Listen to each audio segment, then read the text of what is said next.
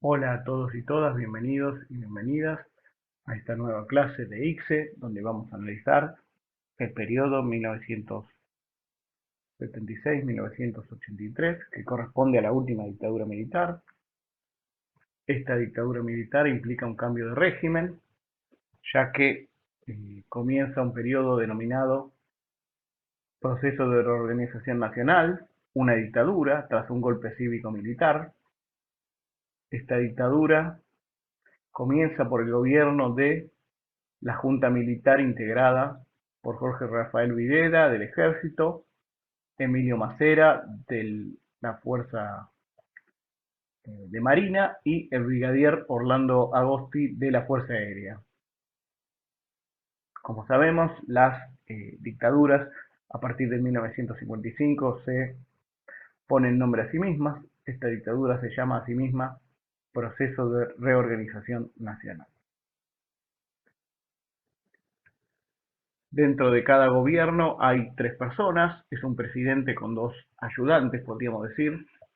Uno es del ejército, los otros, uno de la marina y uno de la fuerza aérea. Eso es una junta militar y hubo cuatro juntas militares sucesivas durante la última dictadura, presididas por Videla entre 1976 y 1980, Viola entre 1980 y 1981, Galtieri entre 1981 y 1982 y Vignone entre 1982 y 1983.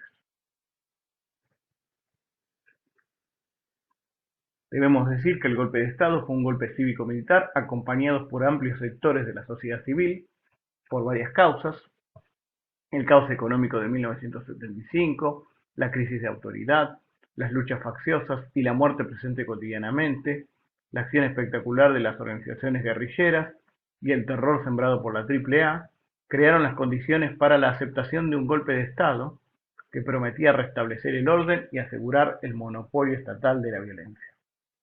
La propuesta de los militares era bastante simple: consideraban a Argentina como un cuerpo enfermo, que tenían tumores que debían extirparse. Se programó un plan de exterminio generalizado sobre los opositores políticos.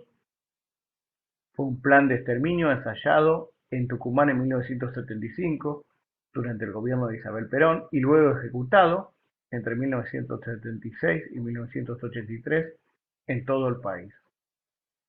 La planificación general y la supervisión táctica estuvieron en manos de los más altos niveles de conducción militar. Las órdenes bajaban por la cadena de mandos hasta los encargados de ejecutarlas, que eran los grupos de tareas. Los grupos de tareas eran civiles y militares entrenados para ejecutar las acciones terroristas contra la sociedad. Vamos a aclarar la diferencia entre terrorismo y terrorismo de Estado. Terrorismo es algo que aplica a un grupo de civiles o un civil o una persona sola, sin el apoyo del Estado. Terrorismo es usar la violencia para obligar a un gobierno o a instituciones a tomar determinada decisión, que quien lleva a cabo el acto terrorista cree que de otra manera no se podría lograr. Al terrorista no le interesan los costos, las leyes ni los derechos humanos. El terrorismo busca, a través de la utilización del terror, conseguir objetivos que una persona o grupo consideran que de otra manera serían imposibles de alcanzar. En la Argentina hubo ejemplos de terrorismo a principios del siglo XX, cuando algunos grupos anarquistas colocaban bombas, o en la década del 70, eh, con las organizaciones guerrilleras y la AAA. El terrorismo de Estado, en cambio, es un terror que ejerce el Estado contra su propia sociedad civil. El terrorismo de Estado es una acción que contradice incluso los propios fundamentos del Estado. Recuerden que el Estado supuestamente está para cuidar de la sociedad. Se utiliza el poder del Estado para cometer crímenes y ocultar las pruebas. El terrorismo de Estado es la peor forma de violencia política. El Estado puede transgredir la ley y, y usar la fuerza que la sociedad le concede contra la misma sociedad. El terrorismo de Estado tiene que ver con la doctrina de la seguridad nacional. esa idea de Estados Unidos que había entrenado en la Escuela de las Américas a muchos militares latinoamericanos para combatir la supuesta amenaza comunista que se transformó en una excusa para ejercer el terror sobre la sociedad. También tenemos que hablar de genocidio. El genocidio es cualquiera de los actos perpetrados con la intención de destruir total o parcialmente a un grupo nacional, a un grupo étnico, un grupo político, un grupo racial o un grupo religioso. Las prácticas del terrorismo de Estado han sido caracterizadas como genocidios porque se propusieron destruir total o parcialmente un determinado grupo humano en función de su pertenencia política o creencias ideológicas. El genocidio está planificado y es ejecutado generalmente desde un Estado, como en el caso argentino. En el caso argentino, esta dictadura militar que estamos analizando ejecutó un terrorismo de Estado contra la sociedad y un genocidio, porque limitó a un sector de la sociedad en función de sus opiniones políticas. El primer caso de genocidio que se da en el territorio argentino no es hecho por el Estado argentino, sino que es hecho por el Estado español en los valles calchaquíes, donde fueron exterminados los pueblos quilmes, pueblos originarios del norte del país. El Estado argentino fue el mayor responsable de una práctica genocida contra las poblaciones originarias en la Patagonia y en el Chaco durante la llamada conquista del desierto hacia fines del siglo XIX. Pasada la segunda mitad del siglo XX, el genocidio es perpetrado por la dictadura del autodenominado Proceso de Reorganización Nacional, la dictadura cívico-militar iniciada en 1976 que nosotros estamos analizando. Es decir, esta dictadura fue responsable del terrorismo de Estado y del genocidio. Se trató de una acción terrorista clandestina desde el Estado hacia la sociedad, dividida en 4 momentos principales: el secuestro de los opositores políticos, la tortura, la detención y luego la ejecución. Primero, se llevaba a los secuestrados a lugares donde eran torturados sistemática y prolongadamente. Los sobrevivientes iniciaban una detención más o menos prolongada en alguno de los 340 centros clandestinos de detención. No estaban en cárceles comunes, no eran considerados presos, sino que estaban secuestrados por el propio Estado. En estos lugares los detenidos se mostraban mal alimentados, sin atención médica y siempre encapuchados, con la cabeza tapada. Muchas detenidas fueron violadas, fueron obligadas a dar a luz en esas condiciones y muchas veces los mismos secuestradores se apropiaban de sus hijos o los entregaban a conocidos. Para la mayoría de los detenidos, el final era la ejecución. A veces los cadáveres aparecían en la calle como muertos en supuestos enfrentamientos. En ocasiones se dinamitaron pilas de cuerpos, pero en la mayoría de los casos los cadáveres se ocultaban o eran arrojados al mar. De ese modo no hubo muertos, sino cientos de desaparecidos, o mejor dicho, miles de desaparecidos.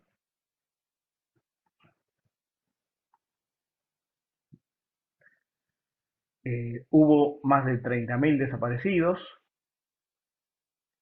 No se sabe bien a ciencia cierta la cifra exacta porque los encargados de hacerlo se encargaron también de ocultar la prueba de lo que habían hecho. La operación de terrorismo de Estado y el genocidio procuraba eliminar todo activismo, toda protesta social, toda expresión de pensamiento crítico. Las víctimas no fueron solo los muertos, sino también los vivos. Se trataba de imponer la cultura del miedo, de dominar y controlar al conjunto de la sociedad. Hay que decir que una parte de la sociedad fue cómplice de lo que hizo la dictadura, otra parte guardó silencio y otra parte simplemente desconocía lo que estaba pasando. Dice Romero que el Estado se desdobló, una parte clandestina y terrorista practicó una represión sin responsables, eximida de responder a los reclamos. Por otra parte, hubo una represión pública apoyada en un orden jurídico propio de la dictadura. No solo desaparecieron las instituciones de la República, sino que fue clausurada toda la expresión política, la opinión pública y la actividad política y sindical que quedaron prohibidos. Se sometió a los medios de prensa a una explícita censura que impedía cualquier mención del terrorismo estatal y artistas o intelectuales fueron vigilados. Muchas personas, activistas, artistas e intelectuales, e inclusive científicos, escaparon del país ante la perspectiva de ser convertidos en desaparecidos. Hay que decir que este terrorismo de Estado y genocidio estuvo al servicio de un plan económico neoliberal llevado a cabo por el ministro Martínez de Oz en la foto junto a Jorge Rafael Videla. Cuando Videla asume la presidencia, había una situación de crisis económica, como desequilibrio en la balanza de pagos, inflación y recesión. El encargado del Ministerio de Economía será Alfredo Martínez de Oz. Luego de intervenir la CGT y los principales sindicatos, suprimir las negociaciones colectivas y prohibir las huelgas, se congelaron los salarios que en 1976 cayeron cerca del 40%. Con la ayuda complementaria de los créditos externos, la crisis cíclica se recuperó sin desocupación. Es decir, que se bajaron los salarios como consecuencia de haber prohibido la actividad sindical y perseguir y asesinar a los representantes de los trabajadores. Desde mediados de 1977 comienza a plantearse grandes reformas de la economía, reformas neoliberales, que modificaron las normas básicas vigentes desde 1930, es decir, se termina la sustitución de importaciones iniciada en la década del 30. Hubo una reforma financiera que eliminó la regulación estatal de la tasa de interés y de los créditos, se permitió la proliferación de bancos y entidades financieras, el Estado no dispuso ya de créditos subsidiarios para asignar según las prioridades. En un clima altamente especulativo, la competencia entre las instituciones financieras mantuvo elevada la tasa de interés y con ella la inflación que el equipo económico no pudo reducir. El Estado garantizaba no solo los títulos que emitía, sino los depósitos a plazos fijos, tomados a tasa libre por entidades privadas, de modo que ante una eventual quiebra de los bancos o de las entidades privadas, el Estado le devolvía el crédito a los ahorristas. Esta combinación de liberalización, eliminación de controles y garantía estatal llevó finalmente a todo el sistema a la ruina. Es decir, básicamente la política económica consistía en abrir la economía, en dar créditos, en permitir que cualquiera tomara un crédito a cualquier tasa de interés, en que los plazos fijos de los bancos se dieran a cualquier tasa de interés y resultó en algún momento más rentable pedir dinero prestado y ponerlo en un banco que trabajar o tener una empresa que produzca algo. La segunda gran modificación se produjo en diciembre de 1978 con la llamada pauta cambiaria o tablita. El gobierno fijó una tabla de devaluación mensual del peso gradualmente decreciente, pero la inflación subsistió y el peso se revaluó respecto al dólar. Su efecto se sumó al de la progresiva apertura económica y la progresiva reducción de aranceles.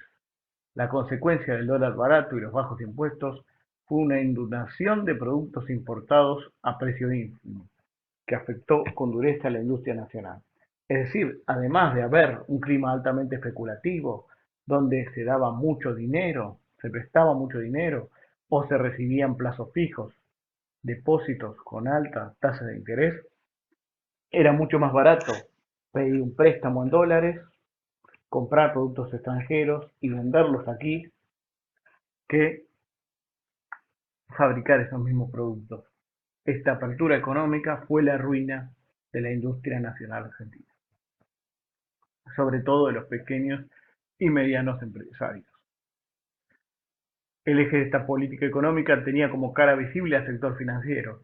¿Qué es el sector financiero? El establishment, los grandes bancos y las grandes empresas relacionados con el mercado internacional. Muchas empresas compensaron sus fuertes pérdidas con operaciones especulativas, es decir, con pedidas de créditos y préstamos que finalmente nunca pagaron.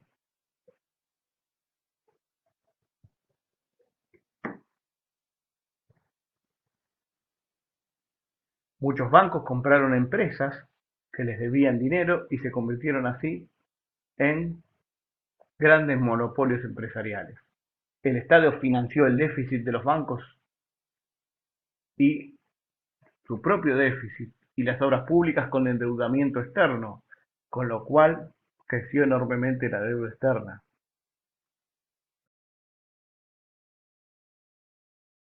Muchas empresas tomaron créditos en dólares y los colocaron en el circuito financiero y para devolverlos recurrieron a nuevos créditos. Si bien las empresas estatales sobrevivieron como tales, se dio el fenómeno de la privatización periférica, permitiendo crecer a las empresas competidoras. Así pues, se achicó el Estado sin conseguir siquiera una mayor eficiencia. La reducción del poder del Estado no significó mayor eficiencia ni menos gastos, sino que la reducción del Estado significó destrucción de la industria nacional, crecimiento de la deuda externa y crecimiento del déficit del propio Estado, que estaba manejado por los militares. Para 1980 muchas empresas tuvieron problemas, aumentaron las quiebras y los acreedores financieros, con infinidad de créditos incobrables, buscaron salir del apriete ofreciendo tasas más altas para captar más depósitos. En marzo de 1980 el Banco Central decidió la quiebra del banco privado más grande de la Argentina y de otros tres importantes, que eran cabezas de grupos empresarios. Para frenar la corrida bancaria, el gobierno asumió sus pasivos, que representaban la quinta parte del sistema financiero. Es decir, el Estado se hizo cargo de la deuda que muchas empresas habían contraído en medio de la especulación financiera. El plan económico de Martínez de Oz, de apertura económica, de congelamiento salarial, de desregular el mercado financiero, había significado un desastre para la economía argentina. En 1981, ya con Viola como presidente, dejará de utilizarse la tablita cambiaria de Martínez de Oz y se abandonaría la paridad cambiaria sostenida. A lo largo de ese año, el peso fue devaluado en un 400%, mientras que la inflación llegaba a un 100% anual. La devaluación fue catastrófica para las empresas endeudadas en dólares.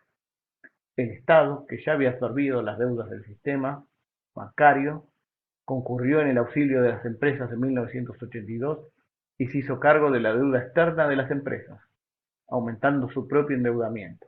Es decir, el Estado asume la deuda externa de las empresas y se transforma de ese modo en una enorme deuda externa pública que debíamos pagar todos los argentinos. Obviamente, el gobierno militar no era homogéneo. Cada uno de los cargos ejecutivos, desde gobernadores a intendentes, así como el manejo de las empresas del Estado y demás dependencias, fue objeto del reparto entre las fuerzas. La Fuerza Aérea, la Armada y el Ejército se repartieron en las distintas áreas del Estado. La corrupción se extendió a toda la administración pública, de la que fueron apartados los mejores elementos. La fragmentación del poder y la anarquía derivaban en la escrupulosa división del poder entre las tres fuerzas, pero también surgía de la existencia de definidas facciones, es decir, la división interna de los propios miembros de la dictadura y la corrupción derivaron en una pérdida de eficiencia por parte del Estado. En torno a los generales Videla y Viola, su segundo en el ejército, se constituyó la facción más fuerte, pero que distaba de ser dominante. Estos respaldaban a Martínez de Oz, pero reconocían la necesidad de encontrar en el futuro alguna salida política. Otro grupo afirmaba que la dictadura debía continuar indefinidamente y que la represión debía llevarse hasta sus últimas consecuencias. El tercer grupo lo constituyó la Marina de Guerra, dirigida por su comandante Emilio Macera, quien se propuso encontrar una salida política que lo llevara a él mismo al poder. ¿Qué significa esto? Hay diferencias internas sobre qué significa Martínez de Oz, si hay que confiar en Martínez de Oz, sobre cuándo se debe volver a la democracia o si se debe volver a la democracia. Inclusive Macera pacta con el peronismo para ser el mismo candidato, cosa que luego no se lleva a cabo, pero lo cierto es que, a pesar de sus divisiones, todos estos sectores estuvieron a cargo y de acuerdo con el terrorismo de Estado y el genocidio. En 1981 estalla la crisis del régimen militar, ya que la crisis económica genera descontento y empiezan a ser escuchadas ciertas voces de protesta contra la dictadura. El empresariado había apoyado al proceso desde el principio, pero a la distancia. Pese a las coincidencias generales, hubo desconfianzas recíprocas entre los militares y los empresarios. En 1981 la CGT realizó una huelga general. Las huelgas parciales se hicieron más frecuentes e intensas. El 30 de marzo de 1982, la CGT convocó una movilización en Plaza de Mayo que el gobierno reprimió con violencia. Comienzan entonces las voces opositoras a la dictadura militar en el año 1981, voces opositoras que siempre estuvieron pero generalmente estaban calladas. También la Iglesia modificó su comportamiento cuando el régimen militar empezó a dar muestra de debilidad. La Iglesia católica había apoyado al golpe militar y a la dictadura desde un comienzo, pero cuando se debilitó el régimen militar, la Iglesia católica le quitó su apoyo. La voz más notoria fue la de un grupo de madres de desaparecidos que empezaron a reunirse todas las semanas en Plaza de Mayo. Marchaban con la cabeza cubierta por un pañuelo blanco, reclamando por la aparición de sus hijos o de sus nietos nacidos en cautiverio. Estas son las madres de Plaza de Mayo, las protagonistas de la imagen, que se convirtieron en la referencia por la defensa de los derechos humanos. La prohibición de partidos políticos terminó en 1981. En este contexto, se concibió y lanzó el plan de ocupar las Islas Malvinas. Las Islas Malvinas estaban ocupadas por Gran Bretaña desde 1833, aún siendo parte del territorio argentino. La dictadura, para tratar de ganar legitimidad, se lanzó a recuperar las islas. Desde la perspectiva de los militares, recuperar las islas permitiría unificar a las Fuerzas Armadas tras un objetivo común y ganar de un golpe la cuestionada legitimidad ante una sociedad visiblemente disconforme. Además, permitiría encontrar una salida al atolladero que había creado la cuestión con Chile por el canal del Beagle. En 1977, el laudo arbitral los otorgó a Chile y el gobierno argentino lo rechazó. En 1978, cuando ambos países parecían dispuestos a tener una guerra, decidieron aceptar la mediación del Papa. Es decir, la dictadura estaba en problemas, tanto internos como internacionalmente, necesitaba una manera de ocultar esos problemas y decidió recuperar las Islas Malvinas, parte del territorio argentino ocupado por Gran Bretaña. La dictadura pensaba que Estados Unidos, que había apoyado el golpe militar, apoyaría a Argentina en una guerra y también planeaban que Gran Bretaña, que tenía sus propios problemas internos, nunca vendría a recuperar las Islas Malvinas. Los dos planes fallaron. Estados Unidos no apoyó a Argentina, Gran Bretaña vino a hacer la guerra y recibió apoyo logístico y de armas de Estados Unidos. El 2 de abril de 1982, las Fuerzas Armadas desembarcaron y ocuparon las Malvinas, luego de vencer a la débil resistencia de las escasas tropas británicas. El hecho suscitó un amplio apoyo. La gente se reunió espontáneamente en Plaza de Mayo para apoyar la recuperación de las Malvinas. Cuando comenzaba el ataque británico, en mayo de 1982, Estados Unidos abandonó la mediación. El Senado norteamericano votó sanciones económicas a Argentina y ofreció apoyo a Estados Unidos. El 1 de mayo comenzaron los ataques aéreos británicos a las Islas Malvinas. En estas islas los jefes militares habían ubicado cerca de 10.000 soldados, en su mayoría jóvenes de entre 18 y 20 años, escasos de abastecimiento, sin equipos ni medios de movilidad, sin planes y con poco entrenamiento. En Argentina, la manipulación total de los medios de comunicación permitía que la gente crea que Argentina estaba ganando la guerra. Finalmente, el 14 de junio, los británicos tomaron Puerto Argentino, la capital de las Malvinas. El conflicto terminó con más de 700 muertos y casi 1.300 heridos. Como resultado, los generales exigieron la renuncia a Galtieri, que había sido el presidente que comenzó la guerra, y fue designado presidente el general Reinaldo Viñones, quien logró un consenso mínimo de las fuerzas políticas para un programa de institucionalización sin plazos precisos.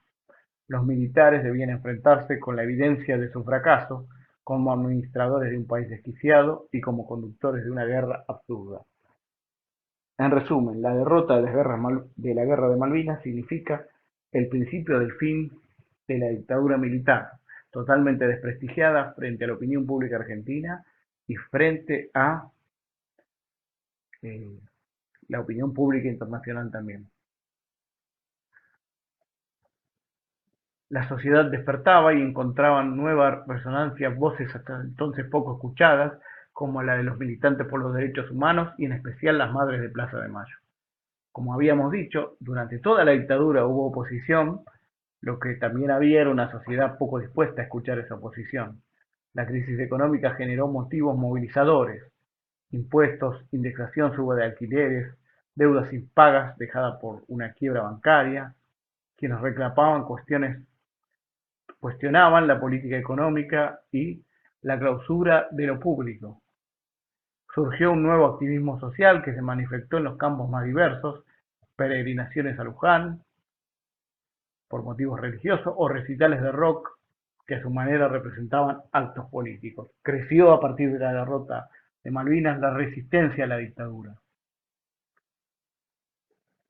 El gobierno se proponía negociar la salida electoral y asegurar que su retirada no sería un desbande.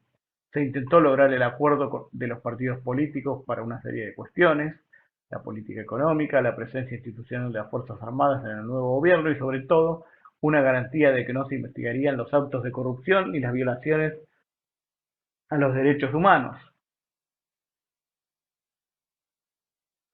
Los militares sacaron a la luz su idea de que en Argentina había habido una guerra sucia de la cual ellos habían participado y habían derrotado al comunismo. Esta idea, llamada popularmente teoría de los dos demonios, no convenció a la sociedad. La propuesta fue rechazada por la opinión pública y por los partidos políticos, que convocaron poco después a una marcha civil en defensa de la democracia. Un documento sobre los desaparecidos declaró que no había sobrevivientes y que todos habían caído combatiendo. Una ley estableció una autoamnistía eximiéndolos de cualquier eventual acusación. Es decir, la dictadura intentó por todos los medios salir indemne, no sufrir ninguna consecuencia por lo que habían hecho durante los 7 años que duró el proceso militar. Por eso dictaron la ley de autoamnistía, que básicamente era un perdón de los militares por los crímenes cometidos por ellos mismos. La afiliación a los partidos políticos, luego de que el gobierno levantó definitivamente la veda, fue tan masiva que 1 de cada 3 electores pertenecía a alguno de ellos. Esto transformó a los partidos políticos, hubo un amplio deseo de participación y se animaron comités y las unidades básicas. También se renovaron los cuadros dirigentes y se incorporaron quienes venían de militar en organizaciones juveniles. El fin de la dictadura significó la aparición de mucha nueva militancia política. El peronismo se transformó a su vez postergando la cuestión del verticalismo y combinando la organización territorial con la sindical. Para las elecciones de 1983 llevó como candidato a presidente a Ítalo Luder, viejo dirigente peronista. El radicalismo se renovó por impulso de Raúl Alfonsín, quien había disputado el liderazgo con Ricardo Balbini. Durante el proceso, Alfonsín, dice Romero, se distinguió del resto de los políticos, pues criticó a los militares con mucha energía, asumió las defensas de los detenidos políticos y el reclamo por los desaparecidos. Alfonsín hizo de la democracia su bandera y la combinó con un discurso moderno, proponiendo modernizar la sociedad y el Estado, reivindicando aspectos éticos de la política. Las formas de hacer política habían cambiado. Se afirmaba el pluralismo, se afirmaba el respeto a las normas constitucionales y una subordinación de la política a la ética. El peronismo encaró las elecciones con mucho del viejo estilo, y pagó los costos. Alfonsín recurrió en cambio a la Constitución. Agregó una interpelación a la transformación de la sociedad que definía como moderna, laica, justa y colaborativa. Alfonsín estigmatizó al régimen militar, aseguró que se haría justicia con los responsables del terrorismo de Estado y denunció un pacto de impunidad entre los militares y los sindicalistas. Aseguró que la democracia no solo podía resolver los problemas de largo plazo, sino también satisfacer a la masa de demandas acumuladas. Según Alfonsín, con la democracia se come, se cura y se educa, es decir, la democracia solucionaría todos los males del país. La mayoría le creyó y por eso ganó las elecciones de 1983. Bueno, espero que les haya gustado. Nos vemos la próxima clase. Hola, ¿cómo te va? ¿Te gustó esta clase? ¿Necesitas asesoramiento? ¿Necesitas acompañamiento? ¿Alguien que te ayude a hacer resúmenes, a preparar parciales o finales? ¿Alguien que te dé una mano a la hora de decirte qué estudiar y cómo estudiar? Comunícate con nosotros. También preparamos resúmenes de todas las cátedras en la materia que vos pidas. IPC, ICSE, Ciencias Políticas, Sociología, Historia Económica. Si tenés dudas sobre otra materia, también preguntamos. Aranceles súper accesibles.